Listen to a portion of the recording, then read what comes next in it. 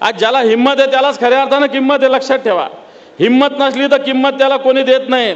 आम्ही आता संसदेमध्ये राज्यसभेमध्ये मला वाटतं राऊत साहेबांनी एकट्या त्या आपल्या चतुर्वेदीताई आहे, लोकसभेमध्ये सुद्धा 9 जण आहे, विधानसभा विधान परिषद सुद्धा आपण कमी आहे. पण एवढ्या लोकांनी संसदेमध्ये सुद्धा लढा दिला आणि एवढ्याच लोकांनी विधिमंडळात सुद्धा लढा दिला. आपण बोटावर मोजण्या इतके होतो, पण बाकीच्या बोलण्याकडे कोणाकडे लक्ष नव्हतं. शिवसेना काय बोलती, संजय राऊत साहेब काय बोलतात याच्याकडे लक्ष होतं, अरविंद सावंत काय बोलतात याच्याकडे लक्ष होतं, भास्कर जाधव काय बोलतात याच्याकडे लक्ष होतं.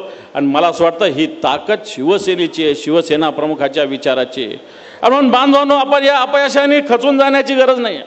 अपयश येत जातं, जातं, लक्षात ठेवा. अपमान सुद्धा होत असतो, तो सुद्धा गिळायचा असतो, परंतु आपण विश्वास आणि आत्मविश्वासानं काम करण्याची आवश्यकता आहे. मला असं वाटतं बऱ्याच जणाला भीती वाटते, बऱ्याच जणाला शंका वाटते की कसं होईल, काय होईल, काही होणार नाही, बिनधास्त झोपा तुम्ही, चांगलंच होणार आहे, काम करा, फक्त संघटनेचं काम करा. संघटनेचं काम जर प्रामाणिक केले तर मला असं वाटतं ही संघटना कुठेही थांबवू शकणार नाही. अशा प्रकारे या संघटनेची ताकद आहे. आणि ही संघटनेची ताकद आपण पाहत असताना या महाराष्ट्र असेल, देश असेल, या ठिकाणी ज्या पद्धतीनं शिवसेना काम करते त्याला तोड नाही. आज उद्धवजी ठाकरे साहेब एकटे लढा देत आहेत. आज देशातले पंतप्रधान आले इथं या महाराष्ट्रात तरी उद्धवजीवर टीका करतात. या राज्यातला चिल्लर नेत्यापासून राज्याचा नेता उद्धवजीवर बोलतात. मला सांगा, ज्याच्यात दम आहे त्याच्यावरच टीका होत असते ना, ज्याच्यात दम आहे त्यालाच विरोध होत असतो ना. मग शिवसेना संपली संपली संपली म्हणणाऱ्याला मी सांगतो, मग तुम्ही उद्धवजीवर टीका कशाला करता, संजय राऊतांवर टीका कशाला करता. संजय राऊत कोणी उचलं की संजय राऊत असे, संजय राऊत तसे, तो उचलतो तो पिल्लू आपला, तो राण्याचा पिल्लू, तोही म्हणतो संजय राऊत असा, संजय राऊत तसे. अरे संजय राऊत साहेब, उद्धवजी ठाकरे साहेब, हे लोक आपल्या पक्षाची भूमिका मांडतात आणि भूमिका यांना टोचते, बोचते. कसं लागतं, कसं लागतं राऊत साहेब सकाळी बोलल्यावर कसं दिवसभर यांना बोचतं, मग कसं चालतं सगळं. आणि म्हणून ज्याच्या दम आहे त्याला विरोध होत असतो, ज्याच्यात ताकद आहे त्याच्यावर टीका होत असते. आणि म्हणून शिवसैनिकाला मी सांगेल की आपल्याला विरोध होऊ द्या, आपल्यावर टीका होऊ द्या, काय फरक पडत नाही त्याने. मग ही विरोध आणि ही टीका याच्यातूनच जर आपण सक्षमपणे स्वाभिमानाने या पायावर उभं राहिलो ना, तर येणाऱ्या काळामध्ये या महाराष्ट्रात आपल्याला कोणी थांबवू शकणार नाही. हा नाशिक असेल, शिवसेनेचा सातत्यानं बालेकिल्ला राहिला आहे. या नाशिकमध्ये शिवसेनेचे सातत्यानं आमदार जास्त होते, या नाशिकमध्ये शिवसेनेचे खासदार सातत्याने निवडून आले. मला आठवतं एकदा, मला वाटतं दत्ता नानानं इलेक्शनमध्ये पराभूत झाल्यानंतर या नाशिकमधल्या सगळ्या शाखा बरखास्त झाल्या होत्या की नाही नाना? उभ्या राहिल्या का नाही? उभ्या राहिल्या ना, उभ्या राहिल्या. आज या नाशिकमध्ये 1,00,000-1.5 लाख मतं आपण घेतले तिन्ही मतदारसंघामध्ये. आणि म्हणून संघटना ही चालणारी प्रक्रिया, लक्षात ठेवा. आणि हा संघटनेचा आत्मा शिवसेना आहे, शिवसैनिक आहे. आणि येणाऱ्या काळामध्ये पुनर्बांधणी आपल्याला करायची आहे. पुनर्बांधणी करत असताना मला असं वाटतं आपल्याला ज्या ज्या संघटनेच्या आवश्यकता आहे, आपल्याला काय कार्यक्रम घ्यायचे, आपण आंदोलनं घेतले पाहिजे. मी गटप्रमुख येतो, मी मतदार यादीचा अभ्यास केला पाहिजे. मी शाखा प्रमुख येतो, वार्डाचा अभ्यास केला पाहिजे. मी तालुका प्रमुख येतो, तालुक्याच्या गावामध्ये मी दौरा केला पाहिजे. बरेच जण जिल्ह्याच्या बैठकीला भेटतात त्याच वेळेस एकमेकाला भेटतात, जिल्ह्याची ज्यावेळेस बैठक असते त्याच वेळेस एकमेकाला भेटतात. मधल्या काळात साहेब बैठकीचा निरोप, हा मी त्याला SMS केला. अरे ही काय पद्धत आहे? संघटन काय? एकमेकाशी बोलणं, बसणं, संवाद साधणं हे संघटन आहे, लक्षात ठेवा. बऱ्याच जणांना सांगितलं ती बैठक आहे, तालुक्याची निरोप दिले का? हो, मी सगळ्यांना मेसेज केले. ही काय पद्धत आहे? सगळ्यांना फोन केला पाहिजे, एखाद्याला भेटलं पाहिजे, एखाद्याकडे गेलं पाहिजे. एखादा आला नाही तर त्याला काढून टाका. अरे का काढून टाका?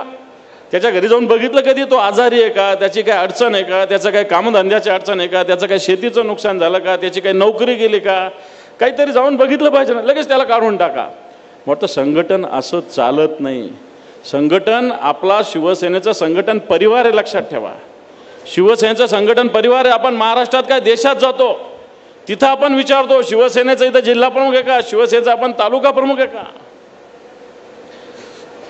मी मागच्या शिबिरामध्ये एक आठवण सांगितली होती, राऊतसाहेब आपण पण होते, की झारखंडमध्ये आमच्या संभाजीनगरच्या 25-30 महिला गेल्या होत्या. एक जैन तीर्थंकराचं स्थान आहे तिथं, सम्यक शिखर नावाचं.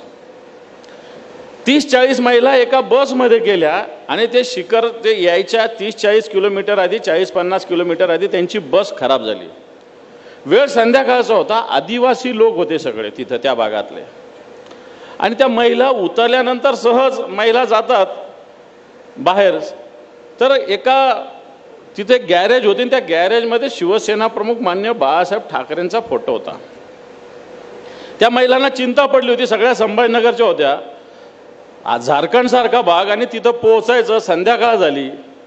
मला तिथून त्याच्यातल्या एक ओळखीची महिला होती, तिने मला फोन केला की दादा म्हणे अशा पद्धतीनं इथं आमची गाडी खराब झालेली आहे, आम्ही 30-40 महिला आहोत, आम्हाला त्या सम्यक शिखरला जायचं आहे आणि आता आमच्याजवळ काही पर्याय नाही, रात्री आम्ही इथं एकटं राहू शकत नाही, काही करता येईल का?